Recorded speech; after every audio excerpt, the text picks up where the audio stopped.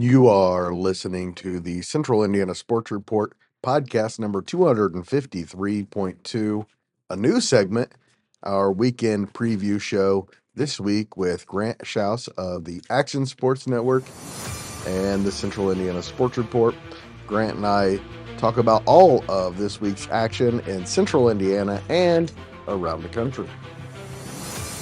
You're listening to the Central Indiana Sports Report with your host, Greg Mengels. Welcome, Central Indiana sports fans, to our brand new weekend preview show where we look ahead to the sporting events around Central Indiana and the national events that fans in Central Indiana will be interested in. It's a new segment. Let's see how it goes. Every week we plan on having a different guest to talk about whatever they're interested in talking about coming up this weekend, and we start it with Grant Shouse. Grant, I chose you because the Grant 4 is coming up this weekend, and that's one of the things we're going to talk about, both baseball and softball and track and field as well. Welcome, Grant. Hey, Greg, thanks for having me. I think this weekend's going to be a good weekend for baseball. Hopefully the rain stays away. I know we got some of the forecasts. Madison Grant's the host for baseball and softball this year, and kind of a perfect timing for them as they put on display their new turf-like fields, turf infields, I guess. Still grass in the outfield on both of those, so And looking you will forward to being be there on Saturday. and you'll be calling those games on the Action Sports Network. We will get to those real fast. Especially the softball tournament is going to be fantastic. But both of them are going to be really good, but we'll get to those real fast. We are going to start in pro sports here, Grant, and of course, what most people are talking about around Central Indiana right now is your Indiana Pacers. We have almost no details on the series schedule except for the dates. And we know that it starts on Sunday. We don't have a time yet. The Knicks just eliminated the Pistons in a thriller, so we know the four teams. It'll be the Pacers, Cavaliers, Knicks, and Celtics, as I think a lot of people expected. And again, it starts in Cleveland, Sunday, time to be announced.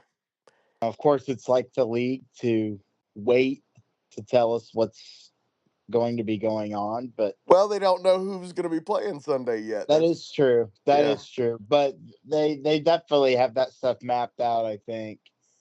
With the Pacers, Greg, I'd not be at all shocked if they don't win that series. And I know you took Milwaukee to beat the Pacers And I was way in that wrong. first series, and you were way wrong.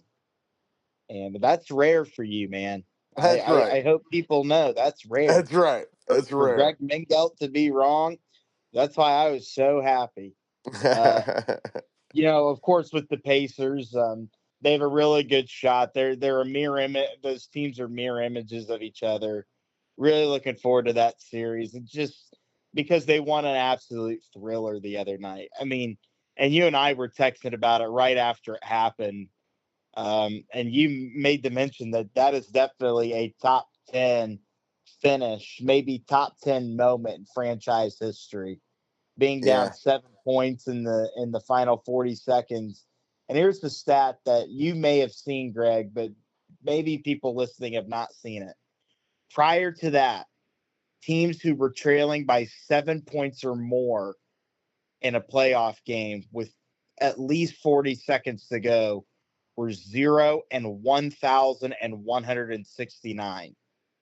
Now Those it's are 1,169.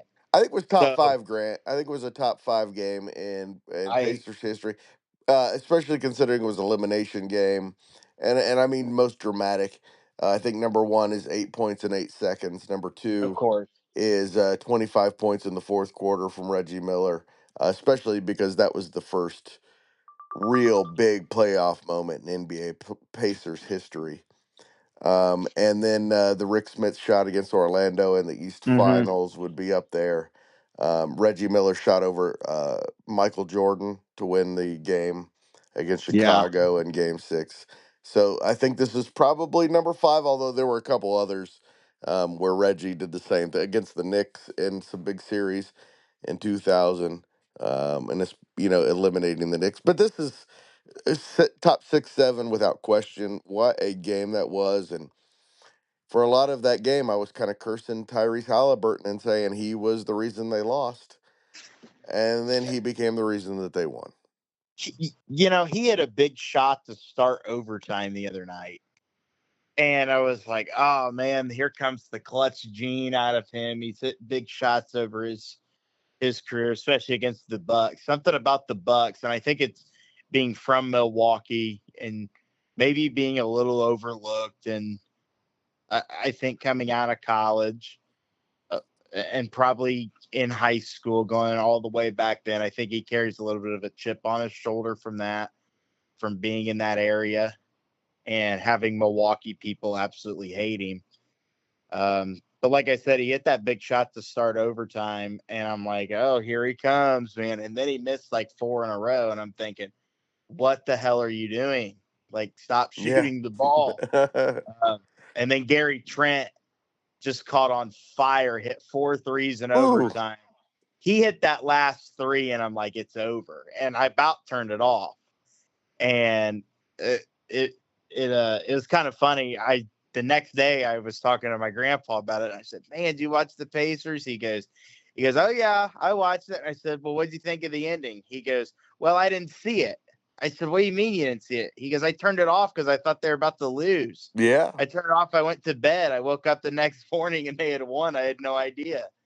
And I'm My like, "That's why you got to stick through it, man." producer Susie was at work, and I was updating her on the games, and I texted her an L. I I just mean, assumed they had lost. I was thinking Game 6 back in Milwaukee. Yeah, That's me immediately too. what my mind went to. Me too. Bill Simmons said on his podcast that Indiana is now the all-time franchise leader in how did that just happen wins in the playoffs. He is 100% right. I mean, Between Reggie and that one. and then I think we're forgetting last year's playoffs. Like Andrew Nemhard hit the big shot to beat the Knicks. Yep. Tyrese hit that big shot last year against the Bucks as well. Yep. Even in the regular season, he hit that shot in the corner, that and 1-3 right in front of the Milwaukee bench back But in those March. weren't game winners to end a series. That's why this one That is is true. next level. Yeah, that is true. But when it comes to clutch moments against one particular franchise, Mm, the Bucks just absolutely. I they mean, gotta every hate time us they've right matched now. up, yeah, every time they've matched up against the Pacers in the playoffs, the Pacers have won a series. So you just gotta hope next year, man, they're matched up with the Bucks once again. By the way, we got to mention Travis Best in 2000, the year the Pacers went to the finals. Hit a pretty much last second shot to beat Milwaukee in an elimination game, or that wouldn't have happened. So, against Glenn Robinson and uh, Ray Allen and that really good Bucks team. So, and that was in the first round of the playoffs. The Bucks were Wow. the 8 seed. They were really young. Sam Cassell as well. So, Vin Baker was on that team. All right. Also, on Wednesday, they announced that Game 2 will be on Tuesday, May 6th in Cleveland. The games at home, Games 3 and 4, will be Friday, May 9th and Sunday, May 11th. Game 5, Tuesday, May 13th in Cleveland. Game 6, Thursday, May 15th at the Field House. And then Game 7, Sunday, May 18th in Cleveland. So 2 days off, Grant, between Games 1 and 2 and Games 6 and 7. Just 1 day off between Games 2 through 6. Would not be surprised if we didn't have to go to 7 games in that series with Cleveland and Indiana. I I feel think a it's little gonna be I think it's gonna be a great series.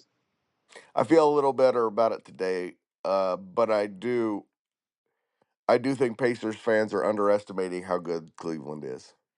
I think you're right. Because it's no comparison between them and Milwaukee. Donovan Mitchell is outstanding. And I he's mean, one of five. He's one of five in yeah, that starting lineup. They can all beat you in different ways. They've got maybe the best defense in the NBA. With I think Allen, they have a really good coach too. they've got a really good coach, and yeah, I do like the Pacers' chances a little better. I'll say this: if they beat Cleveland, they can beat Boston. Now, Greg, let me ask you a question now, and this is something that uh, obviously it's your show, so if you don't want to talk about it, you don't have to. But the Pacers have announced that John Halliburton, Tyrese Halliburton's dad, will no longer be allowed to attend any more games in the foreseeable future. What's your thoughts? It doesn't matter much to me. I think it's a little bit of an overreaction, probably. Um, Okay. but I don't know what was said either. I think that's Okay. part of it, but doesn't matter that much to me. He's always been a little too much for me. Right. Um, I get and it. and his son is not like that at all. So it's I know interesting. it. Tyrese Halliburton is a very humble guy Yeah. who will make time for anyone. I have briefly met him before. I don't know if I've ever told you that. No, I didn't. You didn't. No, he's a really good dude. I mean, he's a fan favorite for a reason, Yeah. not just because of what he does on the court, but of the things that he's done away from the court. So that's just a little bit of my take on him. The last time I covered the Pacers was 2019, I believe. So Miles Turner, T.J. McConnell, I believe, are the only two left from that team. So, and I know them. I've talked to them quite a bit, but I do not know Tyrese at all. All right, the rest of the NBA playoffs over the weekend. We have the Rockets and Warriors game 6 Friday at 9 on ESPN. That should be a really good one. The Rockets just killed the Warriors in game 5. We'll see what happens in San Francisco, but I'll say this, the Warriors need to win that one. The Warriors just never seem to be a dying franchise. Like No. they haven't gone under. They've stayed consistent. That's I'd like to because see Steph them win a Curry series. is amazing, Grant. Yes. That game he had the other night was one of the most amazing things I've ever seen, and I've watched a lot of basketball. He continually amazes me with how great he is, especially at his size. He just makes everyone around him better. Incredibly, yes. All Yeah. right. As we speak, Grant, the Nuggets and Clippers are in game number 6. The Nuggets look to finish the Clippers in Los Angeles. They're up 3 right now, almost the end of the first quarter. That game will be Saturday, and it will be the only game Saturday if it is necessary. So then on Sunday, it'll be the Pacers and Cavs game 1, the Warriors and Rockets game 7 if necessary. We still don't know the times. We move to the Indiana Fever. And by the way, Grant, just feel free to jump in anytime you have any thoughts. Okay. The Indiana Fever are going to start their preseason on Saturday, May 3rd at 1 o'clock. That game is going to be in Iowa City. I'm guessing that will be a big crowd. What makes you think that? They I think that love them some Caitlin in Iowa City. I think that's for. I actually didn't know they were playing a game there. I'm assuming they'll be playing it at Carver Hawkeye Arena. Of course they will. That's I did not know that till just now. That's pretty cool. That's why, Um, Grant, we're doing this podcast, so everybody knows. yeah, I mean, That's what uh, we're doing here. I saw where the WNBA, I believe it's the Dallas Wings. I can't remember who they're playing. Maybe the Atlanta Dream or something like that. They're going to be playing a game at Notre Dame here Oh, soon, maybe nice. this weekend. So that makes sense. Way the Fever are going out there to Iowa City. That's such a cool thing, man. I love that kind of stuff when professional teams go back to playing colleges. Seen it a little bit in the NBA We where need it more. I think yeah, that should happen more. yeah, I think it should happen in the NFL preseason too. Yeah. I mean, the Colts couldn't play a game up at Notre Dame. Like, they Right. couldn't play a preseason game at Purdue or Indiana, something like that. I know obviously smaller stadiums compared to their, Yeah, big the NBA is NFL good with the stadium. NBA is good with that in the preseason. They do a They lot of are, that. because the Phoenix Suns played a game at Michigan State in the Mm, preseason a few years nice. ago. Their owner is a Michigan State grad. He's an alum from there, so they played a game there. But no, that's pretty cool that the Fever get to go out there, and I'm assuming that will be a sold out and rocking crowd, No and doubt about it.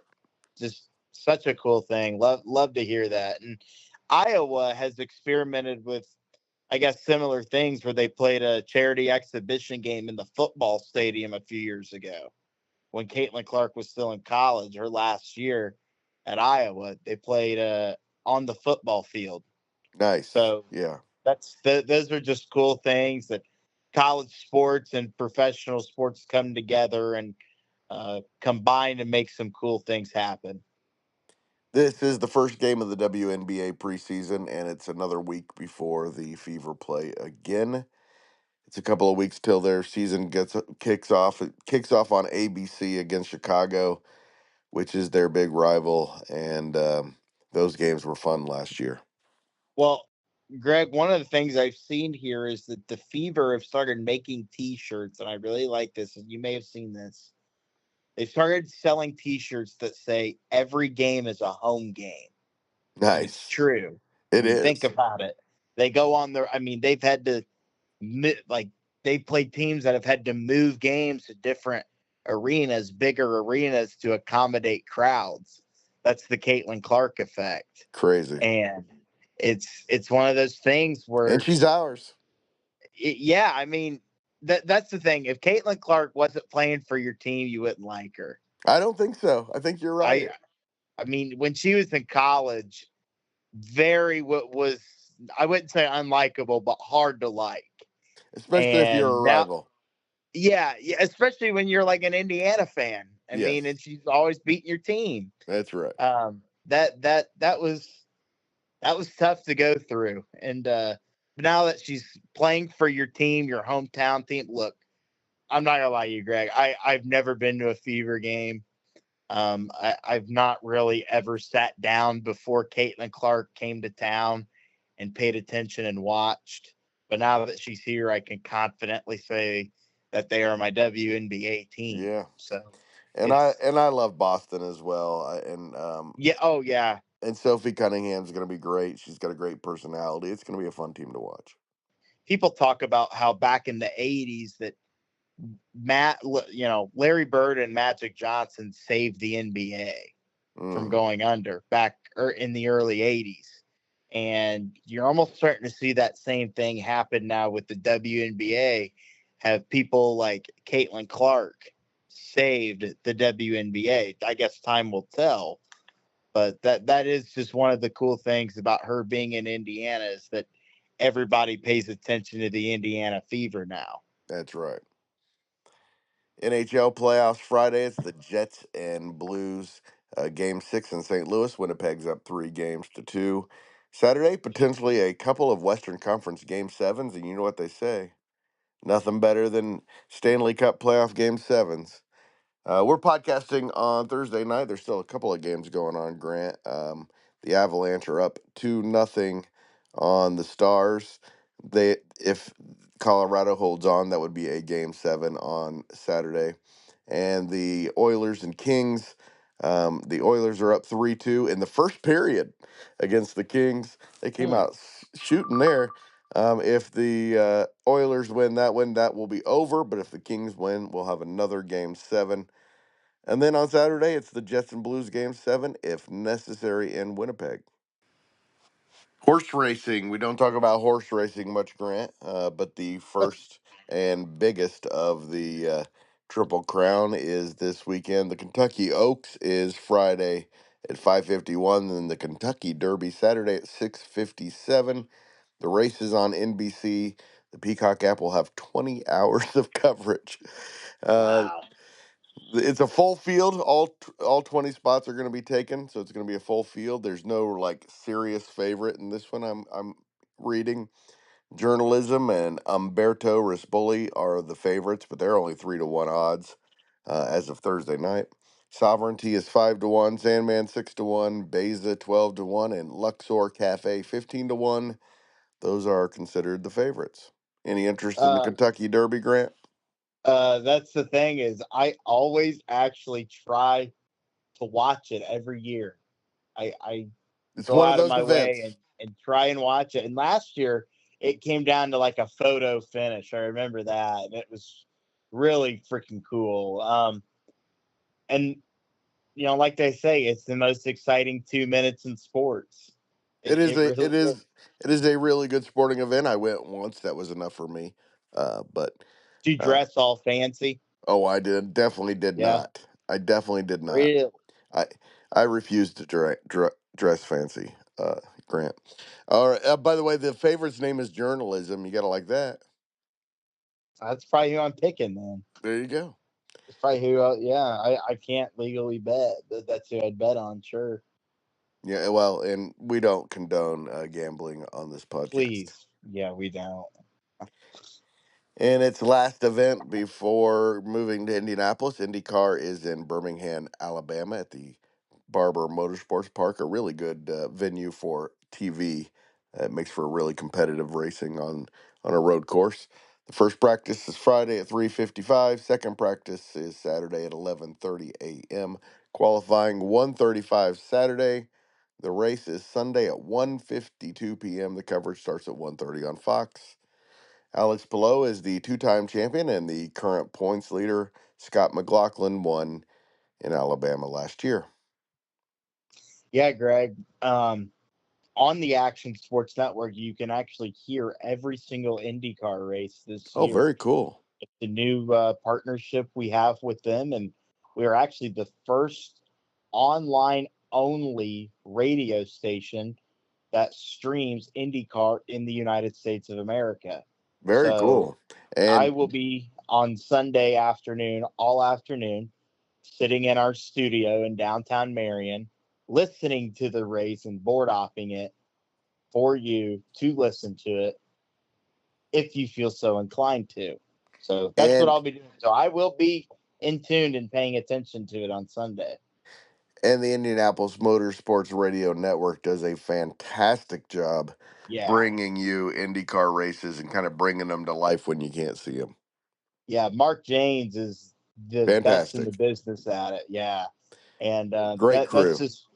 just one of the coolest things to me about watching the 500 is living here in central Indiana. First of all, I've never been to the race. This You year need I'm to. going to the race. Oh, This will be great. the first year I'm going. Secondly, I've never really been able to watch it because it's been blacked out. Now I found some streams where I've been able to watch it, and when I have been able to watch it, the last few laps I turn it off and I put on my headphones and I listen to the end of it. I've never seen the end of it. I just listen to the end of it and I listen to who's announcing. And that's the thing. If you're really in tune with the race and you're hearing the race, um, if you know where all the guys are stationed around the track, that's kind of where where the action is. That's When right. Jake Query's talking, it's in turn 3. When it's Chris Denary, it's in turn 4. When it's Mark Janes, they're on the front straightaway. So it's such a cool It's a thing. great rhythm at the 500 with that, It's a very great rhythm for sure. Yep. especially if you're into that, Oh yeah. which you and I both are. It's more exciting, at least for me personally. Maybe for you too. I don't know about everyone else, but it's very exciting listening to the end of that race, which is always a great finish. It It's is. always a great finish. It's always exciting listening to those guys on the radio. They do a great job. The first Indy 500 I went to, Grant, was in 1982, and it was the closest race in history.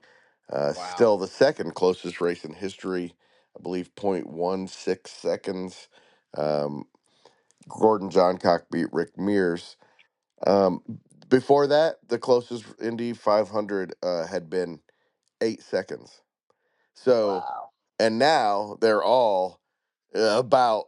I don't think there's been one more than a second. I can't remember the last time. Oh, Yeah, I just can't remember. Aleo won a couple years ago fairly comfortably, but it doesn't I happen very often.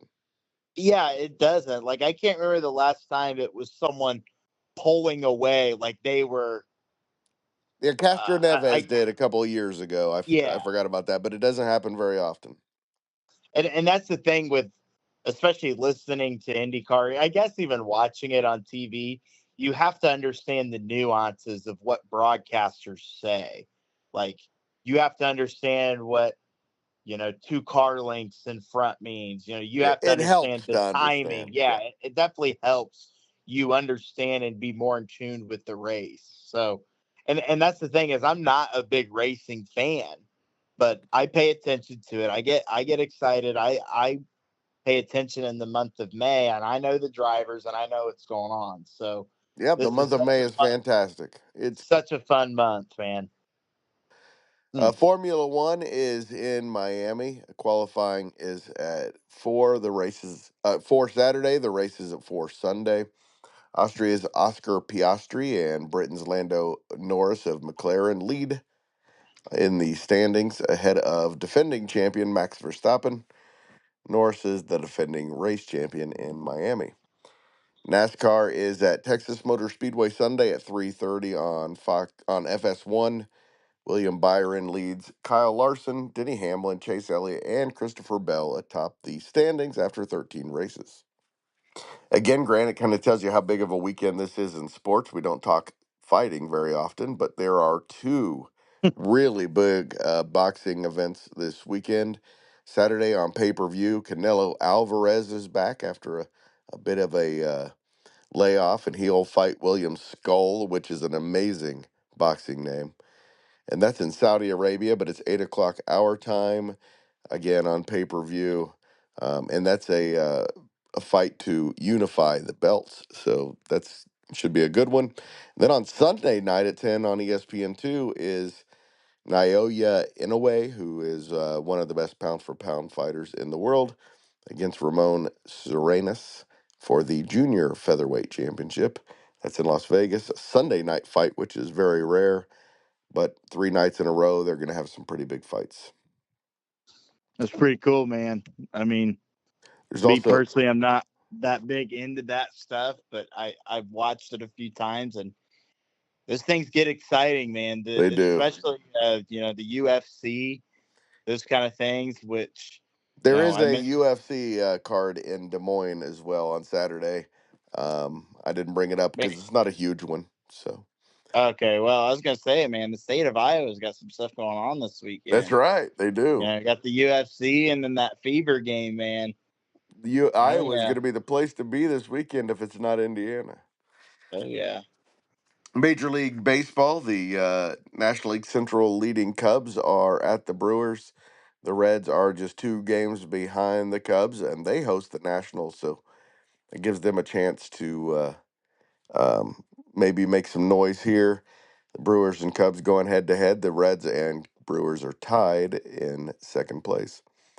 The Reds National, have looked pretty solid here to start the year through the first month. I saw a projected playoff picture where if the season ended today, they would be in the field in the wild card playing against the Cubs. So I think they're going to win that division, Grant. They still really, haven't been 100% yet.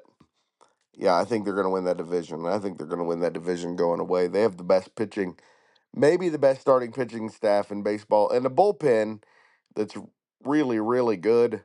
Of course, Alexis Diaz has not been, so it hasn't been great so far, but it's potentially a really good bullpen as well. If they can get those bats going, and they have been lately, I like them winning that. The National League East leading Mets are in St. Louis. The National League West leading Dodgers are in Atlanta.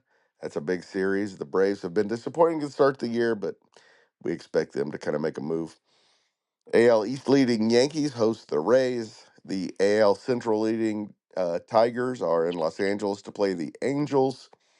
And the AL West leading Mariners are in Arlington to play the Rangers in a very big series.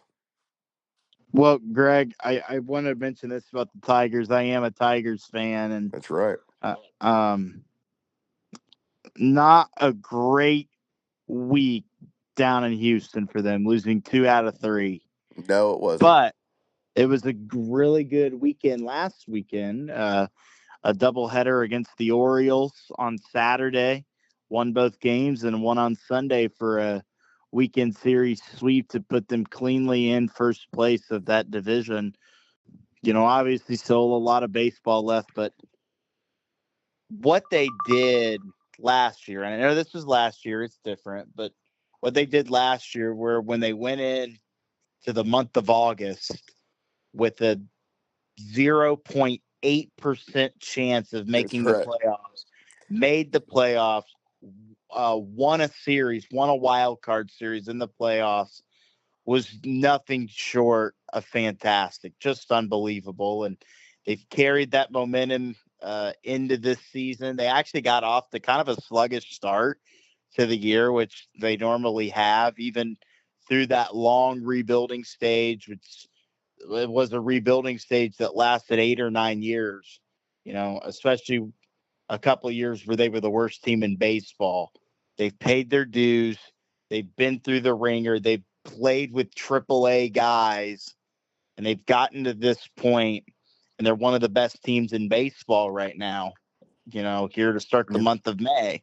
There's still a lot of baseball left. They could fall. They could get better. Hopefully they get better, and hopefully they stay in sole possession of first place in that AL Central. But right now, I really like where they're at.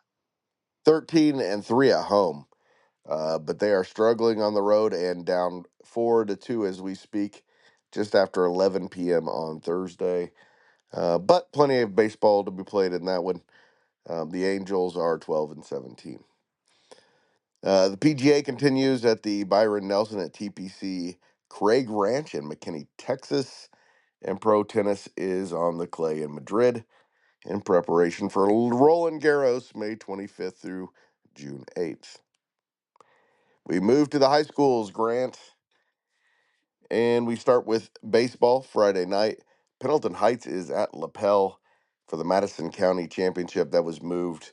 Um, Madison County week was last week, and uh, now the championship's being played. Rob Hunt kept saying his dream was that they both be undefeated because they would have been at the time. Pendleton Heights, though, is only 11-1, and Lapel is only 13-1 as they enter the Madison County Championship Friday at 6 o'clock. How about that one, man? That sounds like it's going to be good baseball. Two really good teams with high aspirations, both ranked in their polls. So Pendleton Heights 4A, Lapel 2A. Also Friday, 7-8 Blackfords at 8-3 Shenandoah. 12-2 Westerns at 8-5 Anderson. Anderson's been really good. By the way, these records are before Thursday night. 8-4 Kokomo at 10-4 Northwestern. It looks like Anderson and Kokomo are the two best teams in the North Central Conference. Mm-hmm. 7-9 Monroe Central's at 2-11 Muncie Central, and 8-6 Delta goes to 8-7 Connorsville. Saturday baseball. Here we go, Grant. The Grant 4, named after you, of course, is at Madison Grant. 7-7 Oak Hill versus 6-4 Mississinawa. Then Madison Grant, which is 9-4 versus 9-5 Eastbrook, a rematch of a game you and I just called a couple of days ago. And first game's at 9 a.m. Championship's about 3. It's going to be a good one. It's going to be a long day. It is. It always is a long day. That's the thing is Oak Hill has now had a turf field for the last few years, and the last 2 Grant 4s, which were supposed to be at Eastbrook and Mississinawa, were moved out there to Oak Hill. And this year, it looks like it's probably the weather, I think, should hold off to where it still should be at Madison Grant. Oak Hill was winners over Madison Grant on Thursday in both baseball and softball. So that's a good sign going into the tournament Saturday Little for them. surprising. Mississinawa is going to play Eastbrook on Friday. So they very well could play Friday and then turn around less than 24 hours later and end up playing each other again. So you never know. It's going to be a good day.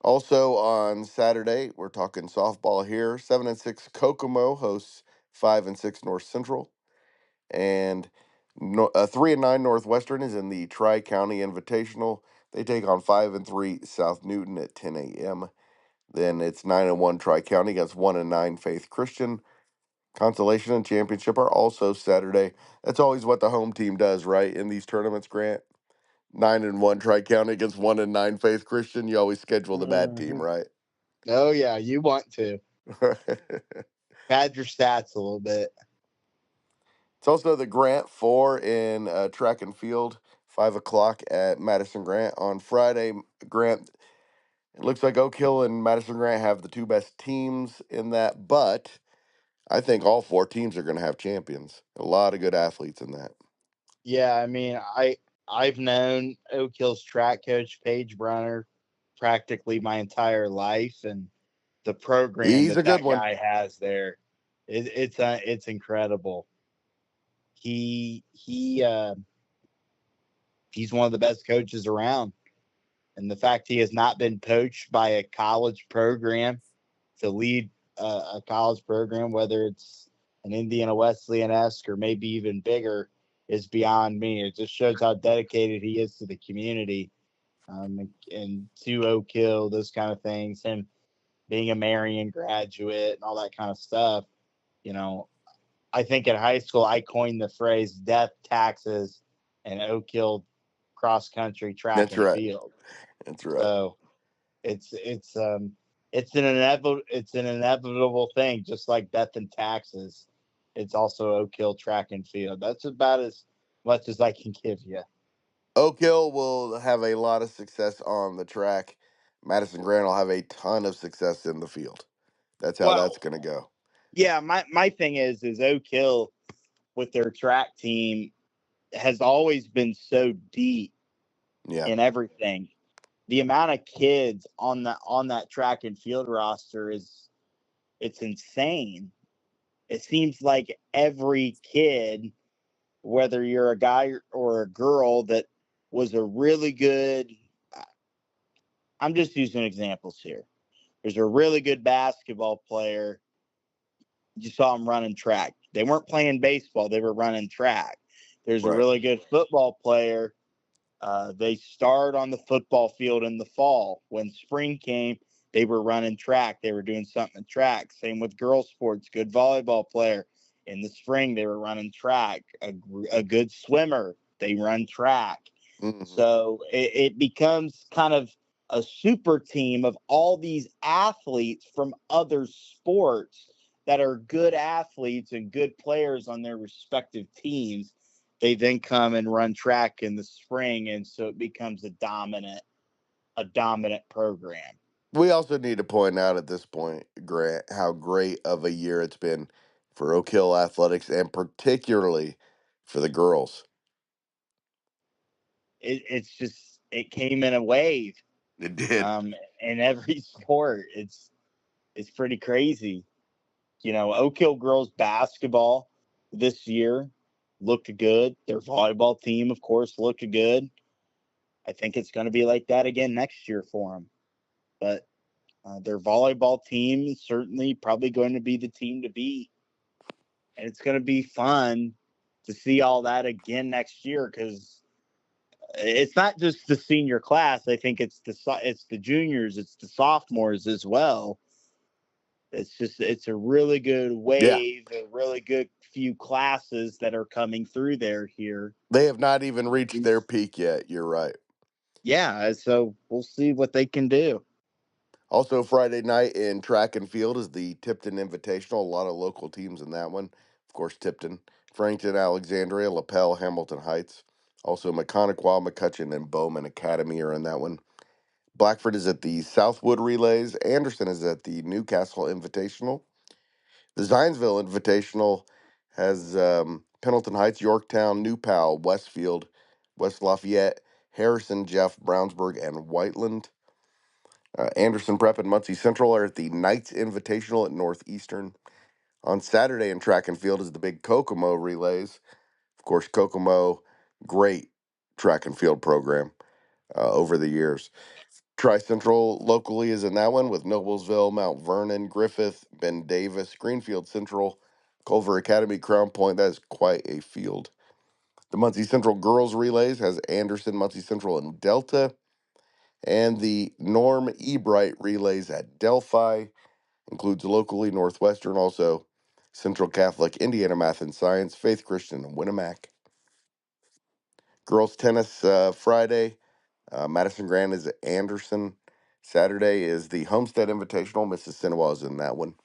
And the Delta Invitational, Delta hosts Kokomo and Yorktown. Pendleton Heights and Greenwood are at the Triton Central Invitational. And boys golf, Oak Hill and Eastbrook are in the Winchester Invitational on Saturday morning for boys golf. The Grant Ford golf tournament should be coming up really soon. Also, the Delaware County tournament is 8:30 at the Elks in Muncie, and that should be an interesting one. Delta and Yorktown both have really good teams. Wapahani, of course. Camden Bell is a really good golfer. We move to some college sports. IU softball is in West Lafayette this weekend, Grant, taking on the Boilermakers Friday through Sunday. Yeah, Indiana softball having a really solid year. Yeah. Brianna Copeland, we need to talk about her on the IU report one day.